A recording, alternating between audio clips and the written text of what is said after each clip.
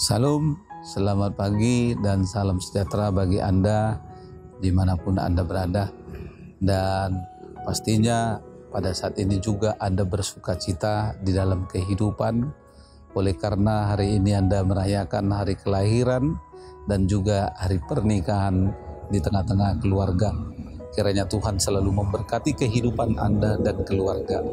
Tidak lupa juga kami juga mau berdoa bagi saudara-saudari, keluarga, jemaat, mungkin juga keluarga yang dekat maupun yang jauh pada saat ini sedang terbaring karena sakit dan tidak berdaya.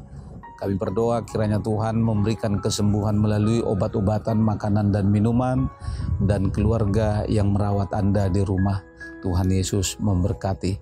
Sebelum kita melakukan segala aktivitas dalam satu hari ini, mari kita mendengarkan firman Tuhan yang ditetapkan untuk hari ini, yang diambil dari kitab Kisah Para Rasul pasal yang ke-22 ayatnya yang ke-15. Beginilah dikatakan: sebab engkau harus menjadi saksinya terhadap semua orang tentang apa yang kau lihat dan yang kau dengar. Demikian firman Tuhan. Saudara-saudari yang terkasih di dalam Tuhan kita Yesus Kristus, ketika Anda melihat orang lain yang memiliki latar belakang kehidupan yang sangat kelam dan jahat, seringkali kita semua langsung berpikiran negatif terhadapnya dan mungkin juga beranggapan bahwa orang tersebut mustahil bisa berubah menjadi orang yang lebih baik. Terkadang kita pun berharap agar orang tersebut segera mendapatkan balasan yang setimpal atas apa yang dia telah perbuat kepada orang lain, yaitu dari kejahatan yang dia lakukan. Ini adalah menurut penilaian dan keinginan manusia. Bapak Ibu, setiap orang terpanggil untuk bersaksi. Tetapi hanya sedikit orang Kristen yang bersaksi karena merasa tidak pernah dan tidak mudah melakukannya. Bila kita mengalami kesulitan, kesukaran, sedemikian kita belajar dan kita dapat meniru, meneladani dari cara kehidupan Paulus yang bersaksi tentang Tuhan Yesus kepada orang Yahudi yang telah menganiaya dirinya. Dari pengalaman hidup Paulus ini kita bisa belajar satu hal, bahwa jika Tuhan memiliki rencana atas kehidupan seseorang, tidak ada satupun rencananya yang pernah gagal dan akan gagal. Paulus orang yang jahat karena telah menganiaya pengikut-pengikut jalan Tuhan sampai mereka mati, laki-laki dan perempuan ditangkap dan diserahkan ke dalam penjara.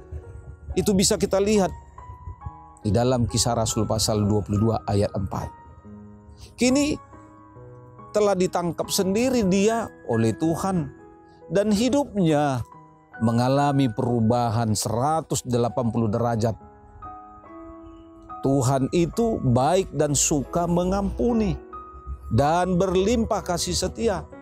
Itu dia yang dikatakan oleh pemazmur di dalam Mazmur 86 ayat 5. Bahkan firman-Nya menegaskan, sekalipun dosamu merah seperti kermizi akan menjadi putih seperti salju. Sekalipun berwarna merah seperti kain kusumba akan menjadi putih seperti bulu domba. Demikian dikatakan Nabi Yesaya pasal yang pertama ayat 18. Rasul Paulus pun menuliskan di dalam tulisannya, sekalipun ada orang yang menganggapnya sebagai kelalaian, tetapi ia sadar terhadap kamu, karena ia mengendaki supaya jangan ada yang binasa, melainkan supaya semua orang berbalik dan bertobat. Demikian dikatakan di dalam 2 Petrus pasal 3 ayat yang ke-19. 2 Petrus 3 pasalnya yang ke-9. Keteguhan Rasul Paulus memberikan kesaksian secara jujur di hadapan orang-orang yang mengancam nyawanya. Ini dia yakini merupakan konsekuensi